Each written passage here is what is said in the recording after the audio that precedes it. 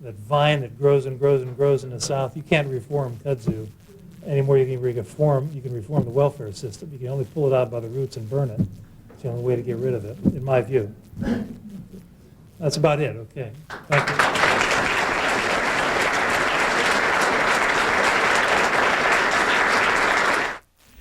In just a moment, we will continue our coverage of the Young America's Foundation Conference as we bring you a speech delivered by author Dinesh D'Souza, who talks about the politics of race and sex on college campuses. First, though, we will highlight our schedule ahead.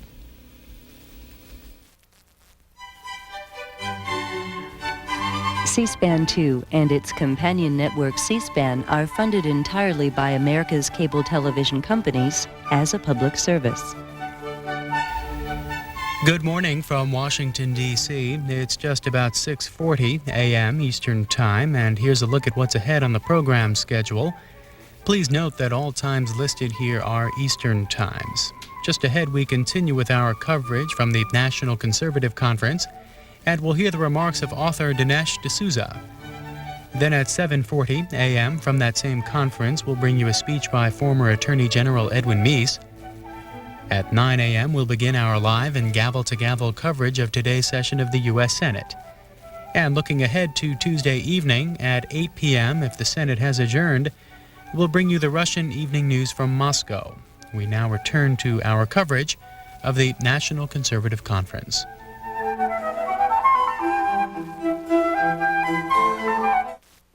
Our next speaker is a graduate of Dartmouth College, where he was one of the early editors of the Dartmouth Review.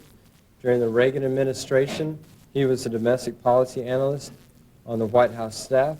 He is presently a resident scholar with the American Enterprise Institute, and he is also the editor of Prospect and Crisis magazine. He is the author of the New York Times bestseller, A Liberal Education. Please join me in welcoming Dinesh D'Souza.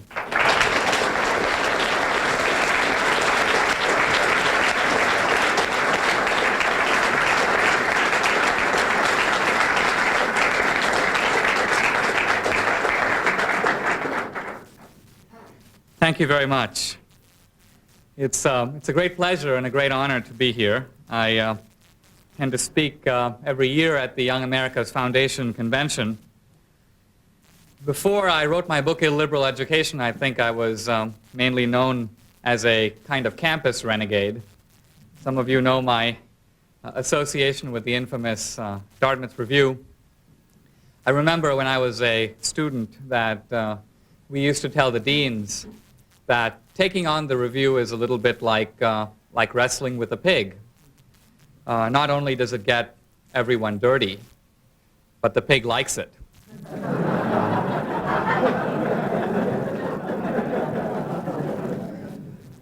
I was up with Ron Robinson in California a few months ago. We went to visit two elderly ladies who have been very generous with the foundation. And I asked them, in their opinion, what they thought was the solution for problems on American campuses. And they both replied, well, we feel it has to do with the ideas of the American founding. We believe that if you can get a copy of the Declaration of Independence and the Constitution into the hands of young people, everything will be all right. I said I thought this was extremely shocking advice. Because the American founders were not only white male, but many of them were reputed to be heterosexual as well.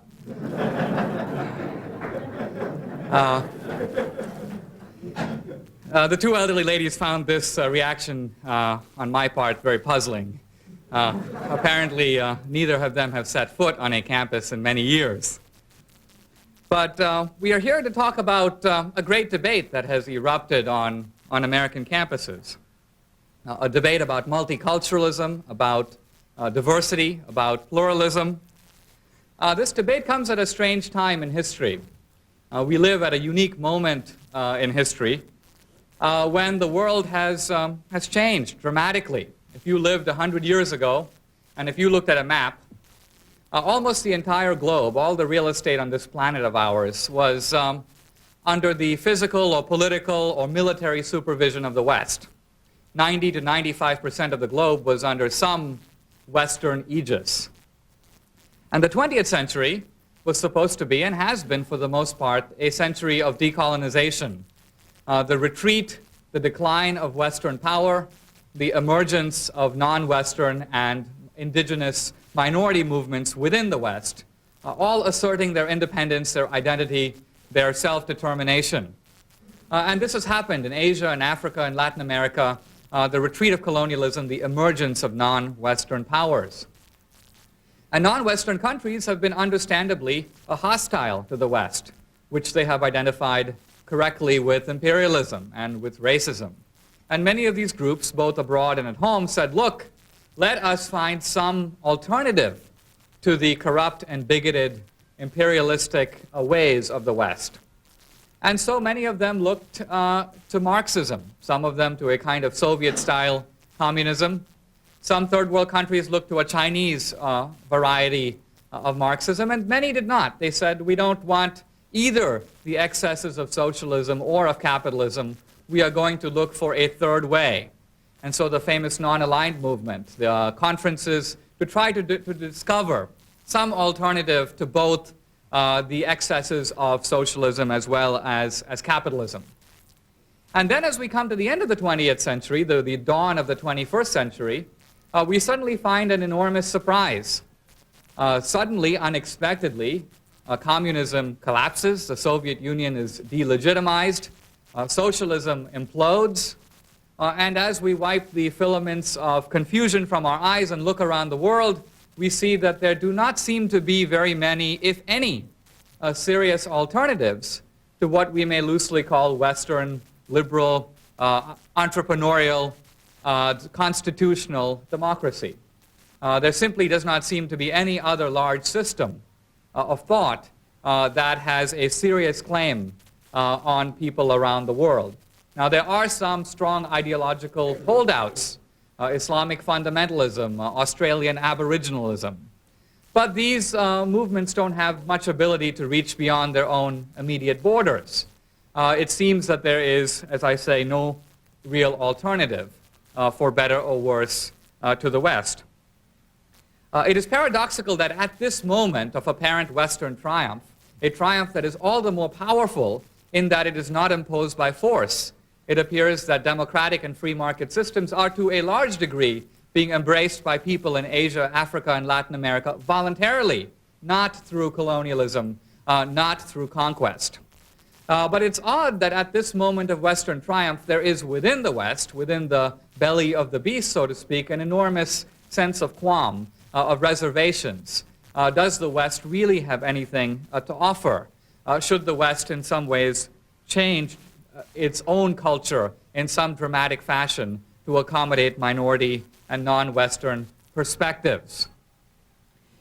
The first question we have to ask is whether we are witnessing in the West a kind of nostalgia for the way things used to be. There is a dramatic movement away from traditional or tribal or agricultural societies, more toward urbane, modern, cosmopolitan, technologically driven Western culture. And when that happens, it does create a certain sense of loss and of confusion. People tend to look back and tend to valorize and tend to celebrate ingredients of their past that now assume a kind of mythic importance. In part, for example, we're witnessing in the Hispanic community a kind of Aztec chic, a kind of revival of ancient ways. Of course, I think the more important explanation than that is the ideological one, and that is that since the 1960s, we have a new generation of professors, of administrators who have come to power in our campuses, and many of these activists were themselves identified with an effort in the 60s to transform American society. If you go back to that period and read the great tracts and the great documents, you see a very powerful vision of American society. The argument was that the West was in retreat, capitalism was beginning to crumble, its inner contradictions exposed. Socialism was thought to be very much the way of the future. And it was predicted very confidently by very serious people that guerrilla revolutions were going to be erupting all over the world. This worldview, as I say, very powerfully articulated, has run headlong into the experience of events, into the crisis of socialism. And we are now living in a world that has been very unkind to this historical prediction. My point is that I think in part what we are witnessing on campus is a kind of acute ideological indigestion. A lot of our professors and so on are noticing that the world has simply not turned out the way they expected. And this has generated a powerful sense of insecurity because it is accompanied by enormous helplessness. What can we do in this historical crisis? Certainly we can't rebuild the Berlin Wall. It is quite difficult to bring the Sandinistas back to power in Nicaragua. So for the activists on campus, the belief is, no, we can't do that, and we perhaps cannot even affect the ballot box in Washington, but we can take over the English department. So there's a sense that here on campus, where we are in power, we are able to use our levers of influence to transform the values and the views of the new generation of young people. I think the worst news from campus these days is that the public critique of political correctness, which has been effective to some degree, has not fundamentally eradicated the deep taboo that remains on a free and candid discussion of questions pertaining to race and ethnicity.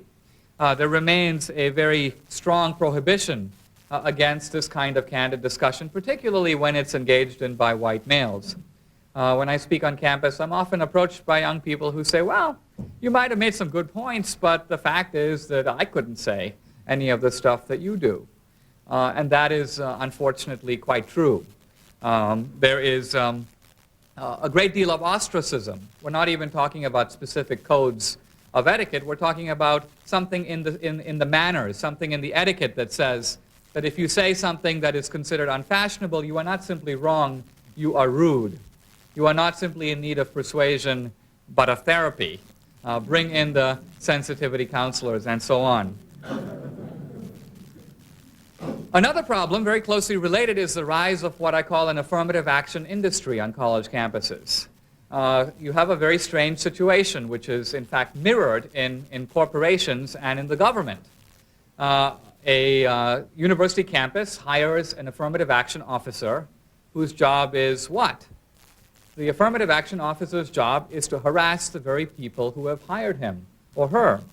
So you have a strange internal dynamic in which a little independent fiefdom is set up on campus, and the job of this fiefdom is to make life miserable for the people who hired the affirmative action officers. And in this bizarre dynamic, the etiquette of campus race relations is unfortunately forged. There's a great deal of self-serving hypocrisy, self-aggrandizement, and so on the part of this diversity industry. It sort of reminds me of a recent line I heard from a poet who was protesting the decision of the National Endowment for the Arts not to fund the latest obscene atrocity. And this poet had called a press conference to denounce the NEA for this insensitivity. The poet himself had received his funding, but he was upset that Karen Finley or whoever had not gotten her funding. And what the poet said was, I could turn down my NEA grant as a gesture of protest. I could have refused the money, but that would have been the easy thing to do.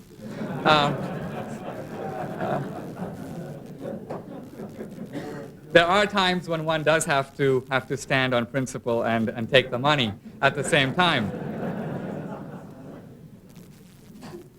I think in part what we are witnessing is a perverse notion of progress that has rigged the way that we debate civil rights issues. Think about this. We had a civil rights revolution in this country, and it was based on two fundamental principles. First, the principle of equal opportunity, which Martin Luther King put very well when he said, judge us on the content of our character, not the color of our skin. If you read the text of the Civil Rights Act of 1964, it is a very clear and unambiguous articulation of this principle of equal opportunity. The second principle of the civil rights movement was the principle of desegregation, the famous Supreme Court case of Brown v. Board of Education, an effort to transform America, and indeed the South in particular, by desegregating public facilities, buses, restaurants, companies, private clubs, and so on. An effort really to create something resembling a common culture in which everyone has equal rights. These were the two principles of the civil rights movement. Now, if you now brought into this room all the leading civil rights activists in America, the leaders of all the major organizations, and you said to them, what do you think of these two fundamental principles of civil rights? Well, you would get a kind of uncomfortable silence, a hemming and hawing. And in effect, what you would hear is, well, we were not sure. Martin Luther King might have made some important gains at his time, but his vision is somewhat obsolete. We do not believe it is that color blindness, race neutrality, is going to work. We think it is essential or indispensable that race be one factor, if not the only factor, in decision making. And as for desegregation, as for the goal of integration, well, that raises the kind of troubling question of the melting pot. We don't believe in the melting pot anymore. We don't want to dilute and lose our own authentic ethnic identity. We believe in an affirmation, a celebration, and an italicization of our own racial and ethnic differences. Fine. But this is clearly a new agenda. And it seems a very fair question to ask, which of these two visions is better for America? But the fact is that whenever you try to raise this question, whenever you try to open up this debate, the activists will jump up and say, you're against civil rights. You want to turn back the clock. You want to reestablish the bad old days of segregation and slavery, if not the Inquisition to boot. And this criticism misses the point that there are two competing views, two competing visions of civil rights, and it's a very fair question as to which one of these two is really better for this country.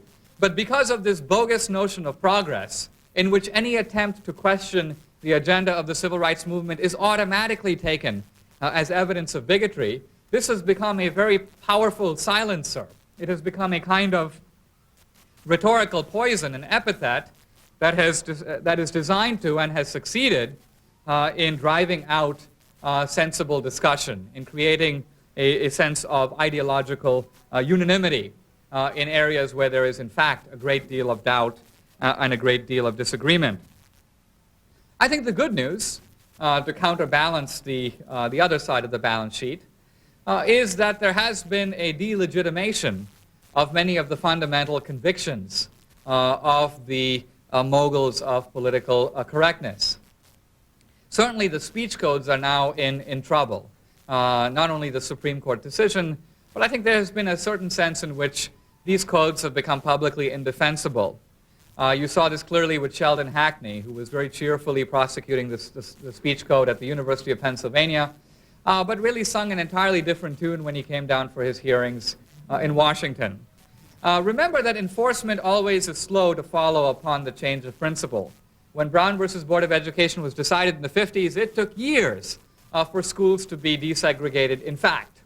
And so similarly, it will take time for colleges to get rid of all the speech codes. There will have to be some legal challenges. Students will have to be courageous in resisting these codes in practice.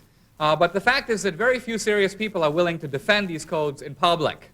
And that fact creates an ideological opportunity for those of us who believe that these codes are destructive. I also think that more broadly, in a broader sense, the argument is beginning to shift in our favor.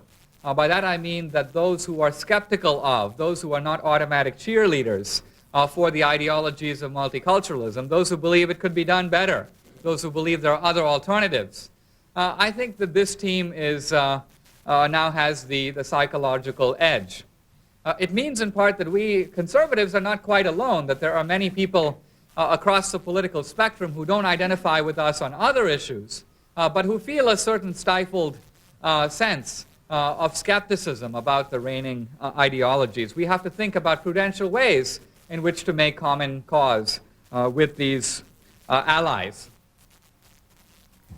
Our great weapon ultimately is information and facts. Eric Hoffer once said facts are counter-revolutionary. And it is true that with the effective and prudent use of information, one can be very effective, even in a very hostile environment, in deconstructing some of the ideologies of political correctness. I was a few months ago at Stanford University debating a professor who was one of the teachers in one of the courses on multiculturalism. In the course of the debate, he very ceremoniously pounded his fist on the podium and he said, our students at Stanford are abysmally ignorant of the important contributions of the East. He says, for example, there are many of our graduates at Stanford who have absolutely no idea that numbers, and in particular the number 0, did not come from the West. Numbers, in fact, came from the Muslims, from the Arab world. And then he stood back with a kind of triumphant smile on his face. And I had to sort of reluctantly step in and point out that this was very interesting, but unfortunately inaccurate. Numbers were, in fact, developed in India. But since India had, India had no contact with the West, it was the Arab traders off the coast of India who picked up this information, transported it to the Europeans, and since the Europeans didn't know that, they called them Arabic numerals. And then I had to point out somewhat reluctantly that Professor Glass, my debating opponent, should pay more attention to the words of that dead white male Alexander Pope, who said that a little learning is a dangerous thing.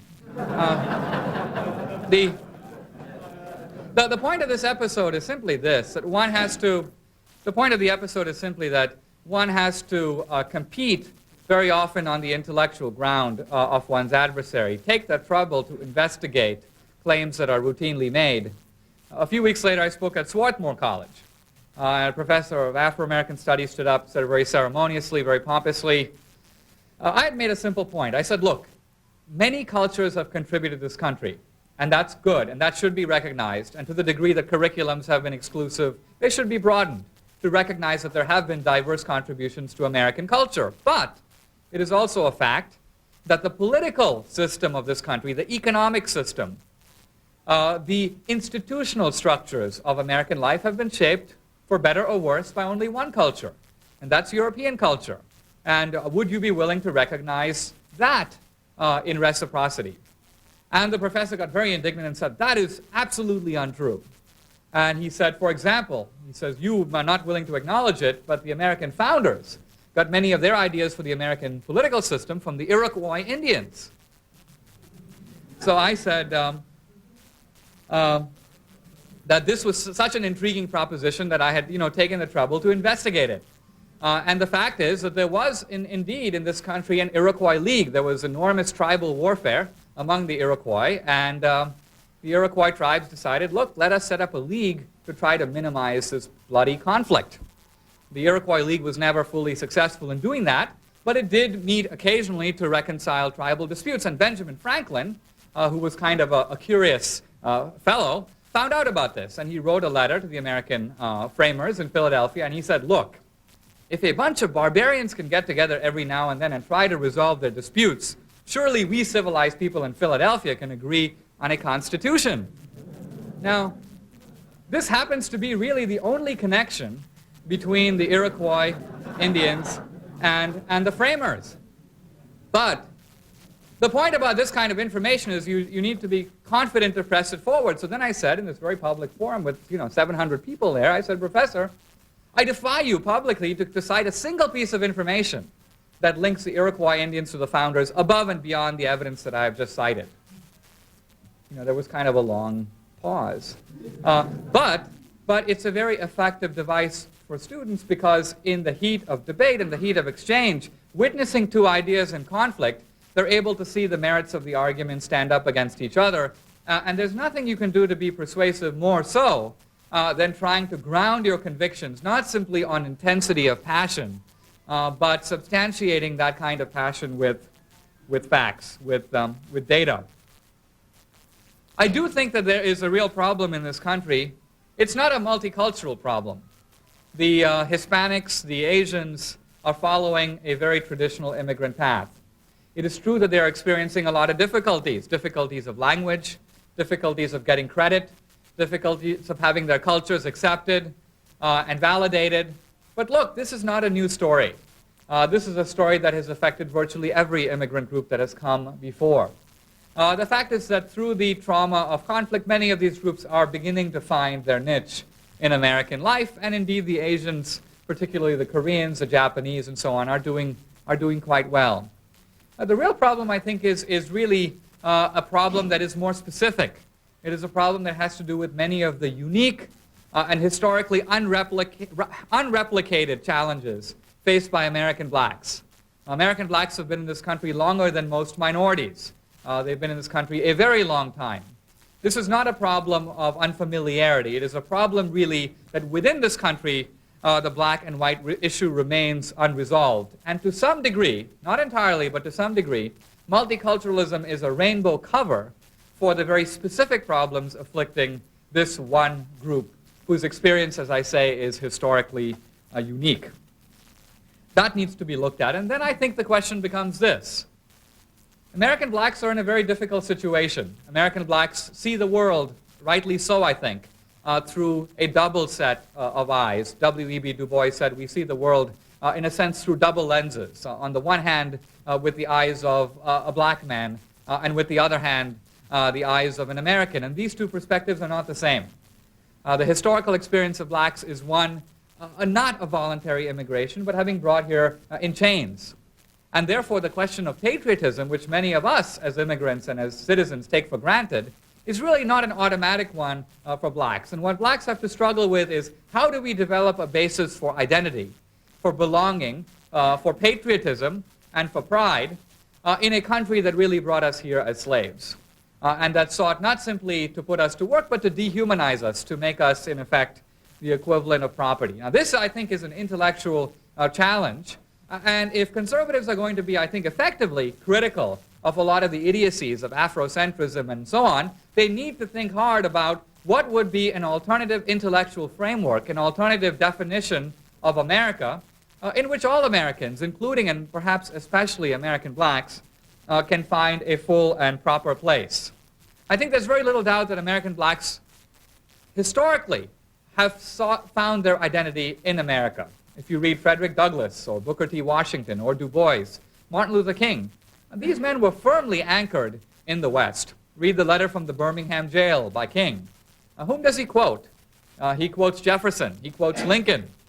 He quotes Thoreau. He quotes the Declaration of Independence. He quotes Aquinas. He does not quote Diop or Ramses II.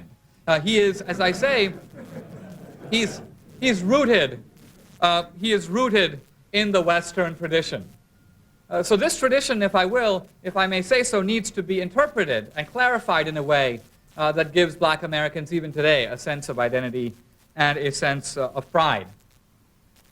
Multiculturalism, I think, has had the useful purpose of raising a whole series of questions that need to be engaged. There should be a debate about Christopher Columbus. 100 years ago, when they had the 400th anniversary of Columbus, it was a festival, a celebration, uncritical, I might say. Columbus was the valiant adventurer. There was almost no criticism of Columbus, and yet, I think fair-minded people will admit, the achievement of Columbus from the point of view of Queen Isabella is quite different from the achievement of Columbus from the point of view of indigenous Americans, from the point of view of Native Americans. So there should be an argument, a debate, about these conflicting understandings and these conflicting interpretations. My only point is that we have essentially gone from one extreme to the other. We have replaced one set of dogmatisms, if you will, with a new orthodoxy. So, for example, 100 years ago, Columbus was a valiant adventurer. American Indians were nowhere to be seen. Today, 100 years later, Columbus has metamorphosed from a valiant adventurer to now apparently a genocidal maniac. And American Indians, you now can't say a bad word about American Indians. They have been deified, sacramentalized. And yet, look, I don't think there's anybody in this room who doesn't know that whites practice slavery in this country. This is not exactly a curricular secret. But probably not a lot of American students know that American Indians practiced slavery long before white people got here. Slavery, in fact, a universal institution, I should say, was one of the central institutions of a number of American Indian tribes. Okay, but the fact is, you can't point this fact out now, because if you do, you are a spoiler at the multicultural picnic. So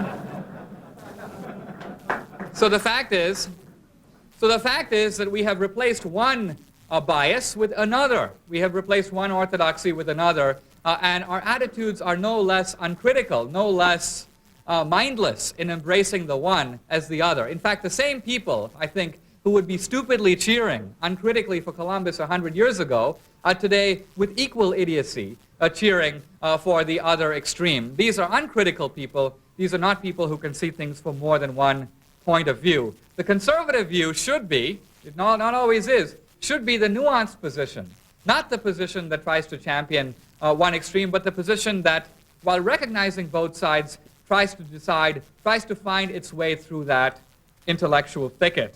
I remember I saw on video recently Kevin Costner's Dances with Wolves. There's a great line in there where Kevin Costner, draws himself up to full height and he says, "Isn't it terrible that the white man has destroyed this very precious possession of American Indians, the horse?" Well, sorry to break up the party, but American Indians had no horses before the Spanish got here. The horse was brought to the Americas by the Spanish. So the fact is that we have infused our culture with all kinds of new myths, all kinds of new falsehoods, which are now taken for granted.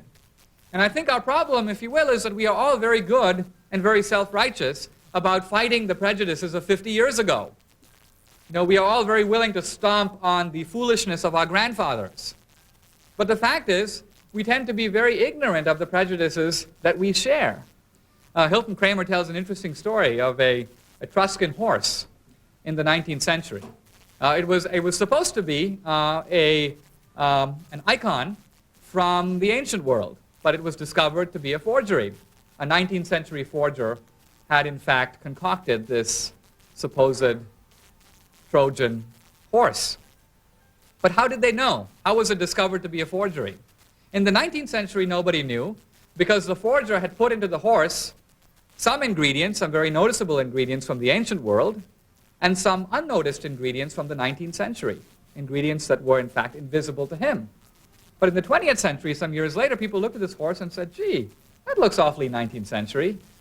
And that's how they were able to discover the forgery. The point is that the prejudices of a particular age are always invisible to the people who live in that age. The great critical achievement is not simply to be self-righteous about other people's orthodoxies, which are very apparent to us, but in a sense to employ the self-critical function of asking what are the prejudices that in fact we share. I think if we're interested in multiculturalism and ethnocentrism, in prejudice and feminism, ironically, many of these questions are most seriously confronted, not in the non-Western classics, of which there are many, and which, as I have said before, are worthy of being studied. But the fact is, if you want to study feminism, you would not do well to begin with the Analects of Confucius. You would do much better if you're interested in racism, or ethnocentrism, or anti-Semitism, to begin with a couple of Shakespeare's plays. Take The Merchant of Venice. Take Othello. Othello, here's a play about a very ethnocentric society, in fact, a Christian society, Venice. And the effort on the part of an outsider, a black man, a Moor, Othello, to gain full acceptance in this Venetian society. So how does he do it? Othello is a convert to Christianity, and he is a military hero. He has fought on behalf of Venice. But this earns him an awful lot of respect, but it doesn't earn him even 1 ounce of acceptance. He remains the outsider, admired but not loved, admired but not embraced. So what does he do? He marries. And whom does he marry? He marries the most beautiful, the most Christian, the most virtuous woman in all of Venice. He marries Desdemona.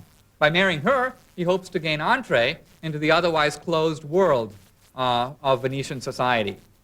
And what about Desdemona? Why does she marry Othello? She says in her own words, "I regard him to be very ugly."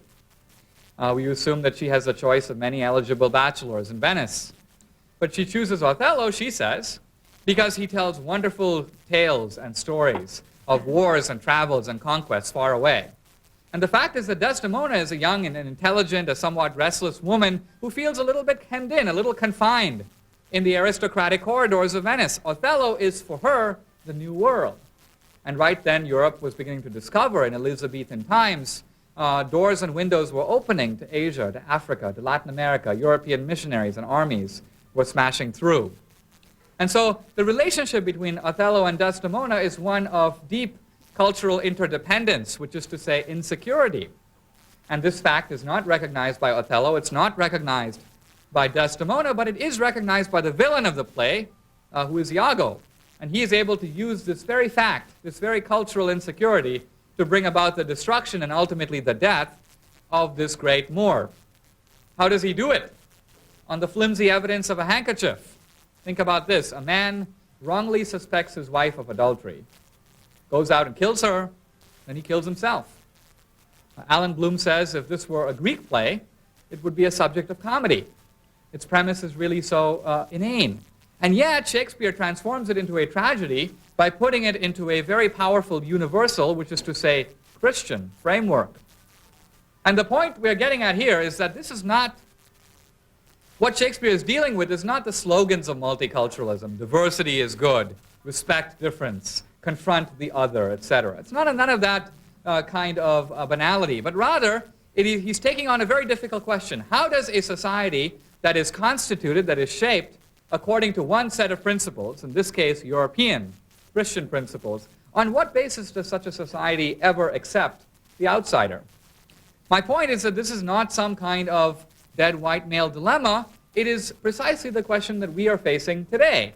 America is a society that has been shaped historically by Europe. And now this country has to confront the prospect of immigrants, not just from Spain and Germany, but from Barbados and Bombay. And this creates a new dilemma, a new debate. And reading Othello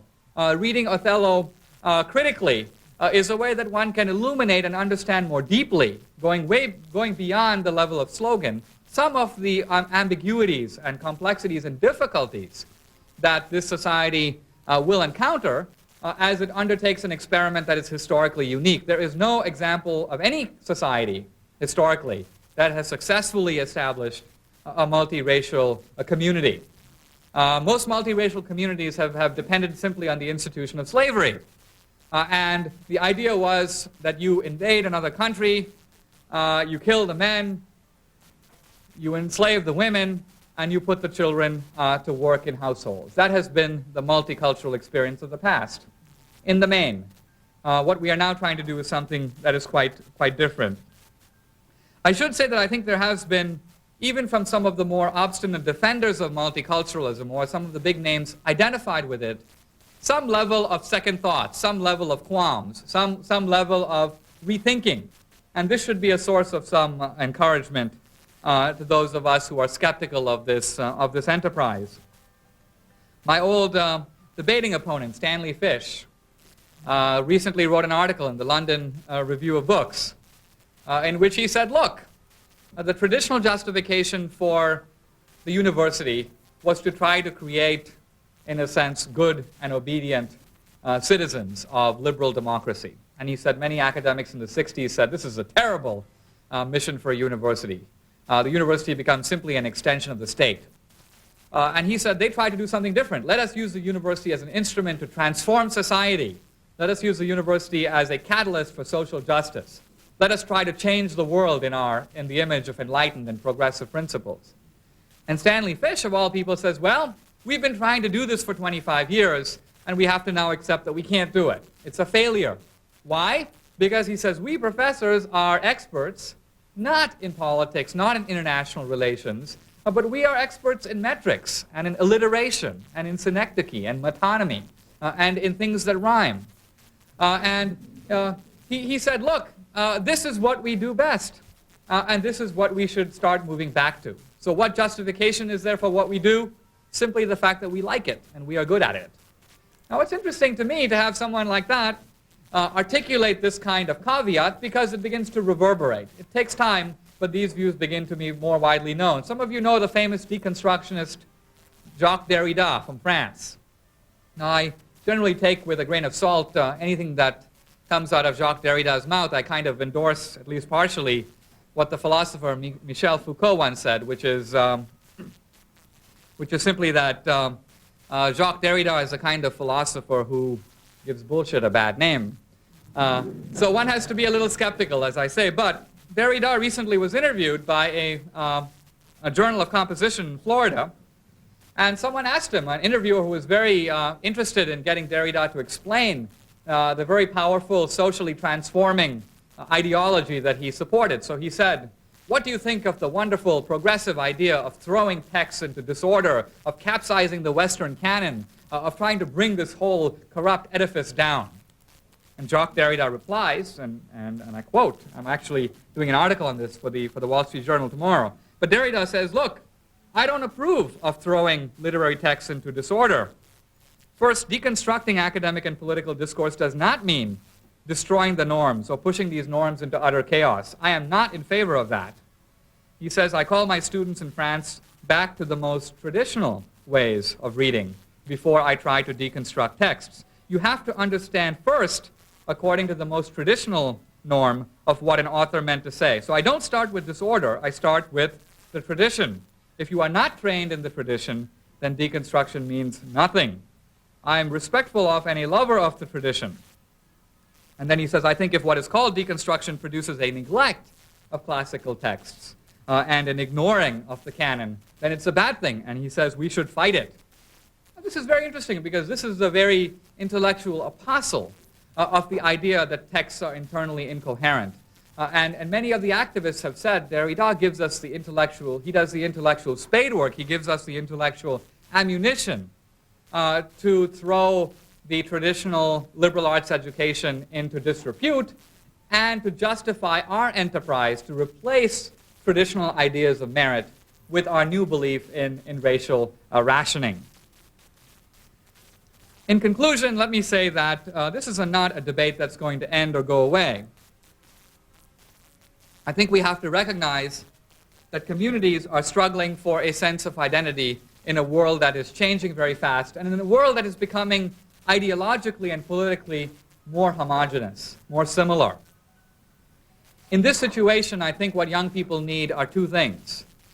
The first is roots. It's important in a changing world to have a sense of roots. It's important to have a sense of place. The other thing is wings. It is important to have a sense of roots, but not the kind of roots that tend to drag us down, that tend to hold us in a fixed place.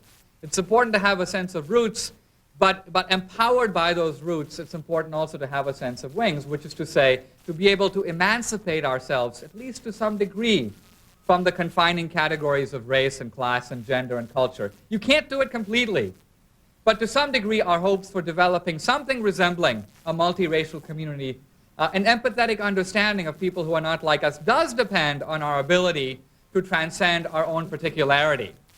And this is the challenge that we are facing. It was a dead white male, Robert Frost, who said some time ago, 2 roads diverged in a wood, and I took the one less traveled by. And that has made all the difference. I think that your achievement and your courage are going to be very necessary in taking unpopular positions in the next several years, in challenging the orthodoxies of race and gender, but doing so carefully, imaginatively, prudently. You have to be a kind of imaginative subversive.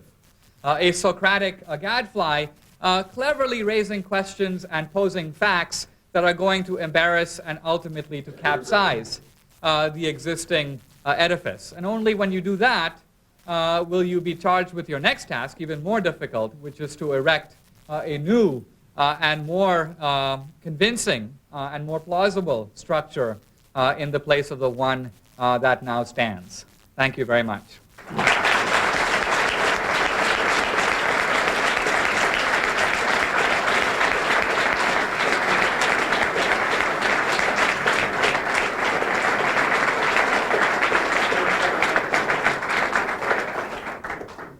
I'll be very happy to answer any questions you have. Go ahead. I'd like to have 2 short ones. Possibly in a brief terms, how would you define multiculturalism? That's the first one. And the second one is, I don't quite understand what people are intimidated about the multicultural crowd. Like, for instance, the guy from the, I can't remember the name of the university, when he called the girls a buffalo, water buffaloes, I think it was, and well, he stood up and he won, basically. Why can't we have more people like that? Why is everyone so afraid of that crowd? I can't understand that. Those are good questions. The first one is define multiculturalism. The second one, why don't more people fight harder and stand up for their convictions? Well, multiculturalism is an amorphous concept. I think somewhat undefined, and I think somewhat deliberately so. The reason it's undefined is because, and this is very similar to the debate about the civil rights movement, affirmative action is equally undefined. Why? Because an agenda that substantively entails racial preferences is being prosecuted under the old rhetoric of equal opportunity. So to define affirmative action is to defeat it. Clarity is the real enemy of the advocates of affirmative action. What they essentially want is the rhetorical cover of the very broadly accepted principle of equal opportunity, while in fact enforcing an ideology that is to some degree antithetical to that principle. Multiculturalism is similarly a kind of cheery term that implies nothing to disagree with. One of the activists, Ishmael Reed, says, hey, the alternative to multiculturalism is monoculturalism. And who wants to be a monoculturalist? So either you go along with that uniformity and establish yourself as being a kind of candidate for the revenge of the nerds, or you embrace our multicultural agenda. So it's this kind of, I think, rather subtle and clever rhetorical subterfuge that is behind some of this. The second question is actually a more important one. Why don't more people fight back? I apply what I call the 10% rule. You realize when Henry VIII in England said to the Catholic priests in the country, either you will embrace Anglicanism or Protestantism, or you will lose your head. And 1/10 of all the priests in Britain died because they said no, they wouldn't do it. In other words, they would not sacrifice their ecclesiastical principles to political expediency. But the other 9 went along. It is an uncomfortable experience to lose one's head. So the fact is, in any situation where one's own interests are greatly challenged, it is going to be a small minority that is going to put their head on the chopping block. Now, I'll make another point, and that is that when you come to college, your ideology is transmitted not by argument, but by etiquette. What do I mean by this? Well, when I showed up at Dartmouth as a freshman, look, the thing I wanted more than anything else was to discover what it means to be an enlightened and educated Dartmouth man or woman. I wanted desperately to leave behind the kind of barbarism of my high school days. And lots of young people who come to college are not rebels, but conformists. They want to know, what does it mean to be grown up? What does it mean to be really a sophisticated, intellectual, thoughtful person? And you go to a faculty cocktail party, and you say, Professor Smith, I am very troubled by the communist plot that is brewing in Nicaragua. So what does the professor do? Does he argue with you? Does he denounce you? No. He just gives you a kind of a sideways look as if to say, are you from Iowa? And you feel a little bit sheepish. And you go back to your dorm room and you say to yourself, Dinesh, that was a bit of a gaffe. I've got to rethink this a little bit. So the next time you're at a faculty cocktail party, you're going on and on about the rising tide of homophobia in this country, and all the professors are very impressed, and you immediately become the center of progressive thinking. My point is, it is not by argument, but by manners that many of these political beliefs are transmitted. One simply ends up as a sophomore or junior at Princeton thinking that the ideological agenda of the left is what it means to be intelligent and thoughtful, and any other positions automatically reveal themselves to be ignorant and backward-looking. So I think this puts us in an awkward position, because to criticize this ideology is to reveal yourself as not simply wrong, but as being ill-mannered. You are challenging to some degree not simply the ideology, but also the canons of civility that operate on campus. So it's a difficult task to change not simply ideas, but also etiquette. And I think we should recognize that this intellectual project of criticism does go a little broader than merely argument. Do you think the liberal use of racist, and as easy as it is to be called a racist, will wear itself out just simply because it is so easily used? Well, let me say, the question is about the promiscuous use of the word racist, and is it devaluing its currency? I would say yes, and I would say it's also not a very good thing because, look, I mean, there is a problem of racism. And there are real racists out there. And the problem with devaluing the charge of racism is that it turns the whole accusation into one big joke. This happened, incidentally, the identical transaction happened to the word communism in the 50s. The word communism, I think, was overused, at least to some degree. And people who were not communists, who were former communists, or who were seen in cafes with communists, were called communists. And the effect of this after a period of time is to wear people down. And the term communism, which used to be ideologically devastating, became a boomerang because of the counterattack. And the counterattack was McCarthyism. So you would say communist, and the other guy would say McCarthyite, and you would fall down. And that too, in a way, was unhealthy because it meant that there were ideological and intellectual and practical collaborators with the Soviet Union who were exonerated because of this general absolution that was given, which is that communist is no longer a useful term in American political vocabulary. For a long time, even people who called themselves communists could not get the New York Times to describe them as communists. The New York Times would moderate the term to leftist or to activist. And so this happened, and the question is, will something like this happen to racism? It is true to some degree that there now is a counterattack. The counterattack is basically political correctness. So if someone says racist, you say, well, you're simply indulging in political correctness, aren't you? And so to some degree there is a kind of counterattack. My concern about it is I'm glad that there is some political defense, but on the other hand, I'm a little concerned that what we are losing is not the indiscriminate use of the term racism, but the use of the term racism altogether. It would be an interesting irony of history if conservatives came to the defense of the term racism properly used. So we don't only denounce the excesses of the accusation, but we also point out racism when it exists and when we see it, and we are indignant about it. And that will give conservatism the moral credibility that it has historically lacked. Remember that the conservatives come to this debate, and one reason that the left has been able to march uninterrupted is because conservatives discredited themselves in the 50s and 60s by opposing the civil rights movement itself. Many conservatives opposed Brown versus Board of Education on libertarian grounds. Many of them opposed the Civil Rights Act of 1964 on libertarian grounds. Reagan did, Bush did. And so later, when you say, look, I am in favor of equal opportunity but against quotas, the activists with some plausibility say, well, you opposed equal opportunity when that came up. So frankly, we don't believe you. We think you are simply a racist in disguise.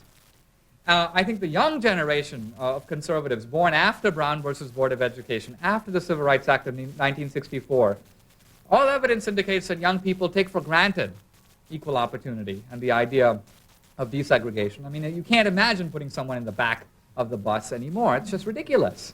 The fact is there's an enormous moral credibility and an enormous sense of an enormous investment in young people to be able to leave behind to some degree the baggage of the past. And that's where I think one can begin to liberate oneself from this historical experience, particularly on the right, that has been confining and I think destructive. We have time for a couple more questions. Let's start there. Go ahead. Mr. D'Souza, your book focuses especially on these issues as it relates to the college campus.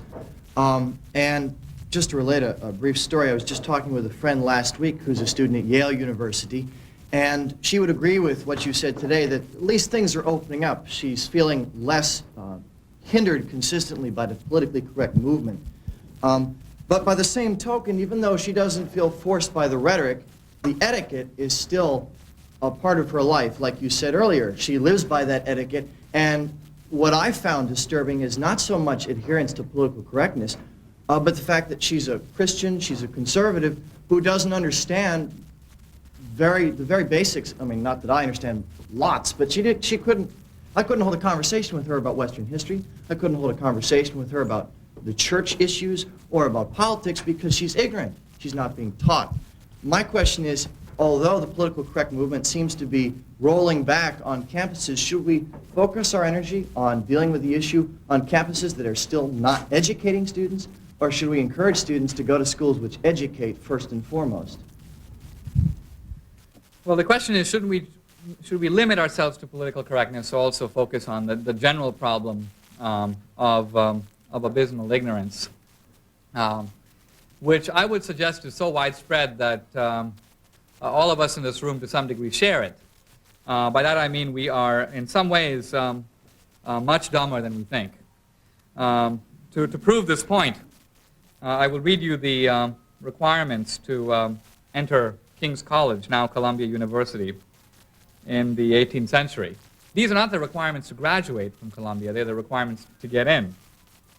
To get in the 18th century, you had to be able to read and translate from the original Latin into English. Quote, the first 3 of Tully's select orations and the first 3 books of Virgil's Aeneid, and also to translate the first 10 chapters of the Gospel of St. John from Greek into Latin, as well as to be an expert in arithmetic and have, quote, a blameless moral character. So if anyone in this room qualifies, I would like him or her to stand up. The fact is that most professors would not meet these requirements either. I admit the canon has changed. I'm not saying that Greek and Latin are the necessary prerequisite to a liberal education, but you get a sense of the rigor that was demanded, admittedly of the few. But the great hope of democracy is to extend the privileges previously reserved to the aristocracy to the many. Benjamin Barber has written a book recently called The Aristocracy of Everybody. It illustrates in a certain sense the foolishness of the project, but it also illustrates the hope of it. The idea that, look, you can take a kid out of Iowa or out of the ghetto, and he can and will appreciate the sonnets of Shakespeare. This is the hope on which liberal education is justified in a democratic society. To answer your question more specifically, I do think that this problem of ignorance is very widespread, and it has its roots not simply in college but also in the schools. A Stanford professor I spoke to during the debate about multiculturalism said, look, what's terrible about getting rid of our Western Civ requirement is not that this was some kind of a great, wonderful, intellectually liberating requirement. To many, in a large sense, this was a remedial course. And students who come to Stanford, who are supposed to be among the best young people in the country, do not know the most basic illusions. They don't know that Milton wrote Paradise Lost, or they can pronounce Max Weber's name, but they don't know the Protestant ethic and the spirit of capitalism. There is this kind of innocence, a lack of ability to be anchored in one's own civilization. And the Stanford course simply tried to compensate for that, to give you a basic, rudimentary acquaintance with your own civilization. And the point is, look, every civilization has to do this. This is not ethnocentrism. If you met an educated young man from China, graduate of the University of Beijing, and he said, I have never heard of Confucius, but I'm an expert on Mark Twain, this would be strange. You expect people to know something about their own civilization. And that's the point. Not that one should not open doors and windows and ecumenically approach the world we live in, because it is becoming more complex, more compact. But the fact is one has to begin with some foundations. One has to begin in some senses rooted in one's own culture. So before you traipse off, so to speak, to read The Tale of Genji, a very interesting book from the 11th century, it's important to know the Federalist Papers. You don't want to approach multiculturalism culturally naked. You want to approach it clothed in the garb of your own culture, precisely so that you can engage in the kind of civilized discourse that can occur in a cosmopolitan environment. Let's take one more question. Go ahead. Please comment on the events this past semester at UCLA in regards to the Chicano Studies Department and the fact that a medical professor went along with the students on a hunger strike and the administration acquiescing to their demands. Well, I think that hunger strikes are good, as long as they aren't stopped. I'm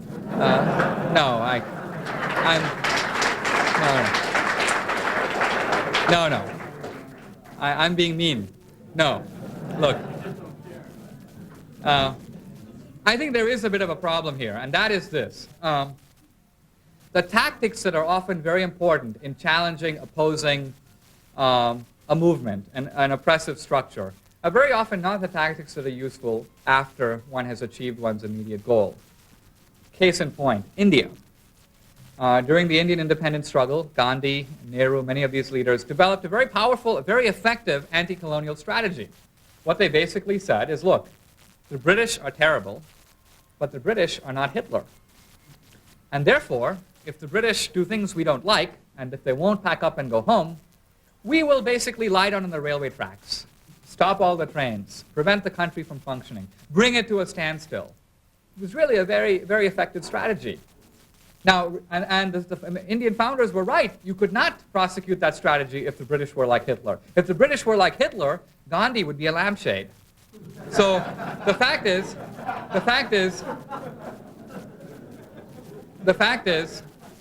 this strategy was extremely effective and justified, and then the British went home.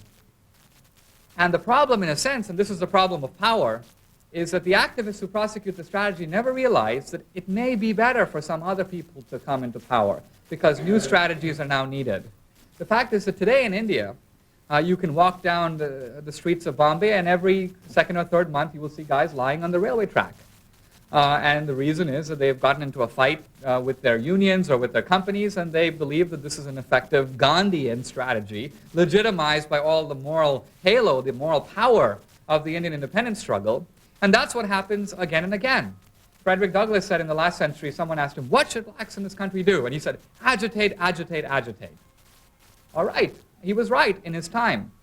But the fact is that when General Motors and when companies are, and when law firms are dying and trying very hard to fill their goals and their timetables with qualified and with effective young blacks, agitate, agitate, agitate is not necessarily the best strategy. Perhaps a better strategy would be to try to find young black students who will get MAs and get PhDs and gain the qualifications, the skills, the interests, and the determination to succeed when those opportunities are in fact available. So the debate about civil rights is a debate about rethinking strategies when conditions change and when circumstances begin to change. One concluding word, and that is, someone made a point earlier about evangelicals and about the meaning of diversity. I think one should not necessarily try to torpedo diversity as an idea, but to try to make it more ecumenical, to demand intellectual diversity as opposed to simply racial and ethnic and regional and linguistic diversity. What about philosophical diversity on the faculty, for example? The evangelical Christians are larger in number in this country than blacks and Hispanics put together. Yet they have less representation, I would say, on the Ivy League faculty than either blacks or Hispanics taken separately. So the fact is, this is the most underrepresented group in the American Academy. Yet it gets absolutely no attention. We see that diversity is to some degree, again, a very select